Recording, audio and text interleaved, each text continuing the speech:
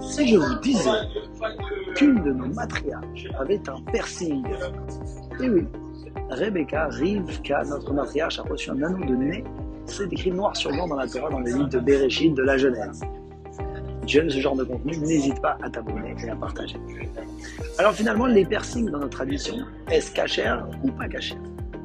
Alors d'abord, pour les femmes, ça a toujours été normal. Des piercings dans les oreilles, boucles d'oreilles, ou bien des anneaux dans le nez, il n'y a aucun problème. En revanche, pour les hommes, c'est plus subtil, puisqu'à l'époque, eh bien, certains en portaient, mais plus tard, les rabbins ont décidé que ça a été considéré comme féminin.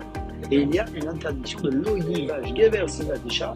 Un homme ne peut pas revêtir des vêtements de femme pour avoir des habitudes féminines, car cela pourrait porter vers des mœurs plus légères. Donc, si c'est un anneau, un piercing précisément approprié aux hommes, cela sera permis, mais fortement déconseillé. Ensuite, il y a les types de piercing. Si c'est dans les oreilles ou dans le nez, eh bien, c'est accepté. En revanche, dans la langue, ou bien sur des parties intimes, ça va à l'encontre de la loi juive et de la pudeur de l'esprit recommandée dans la Torah. Par ailleurs, il y a les infections, les complications que le piercing pourrait provoquer, et donc il y a l'interdiction de bafouer la santé sur laquelle la halakha est très à cheval. Donc en bref, le piercing c'est permis, mais ça dépend des coutumes, du genre et de l'endroit. Qu'en pensez-vous? N'hésitez pas à me dire en commentaire.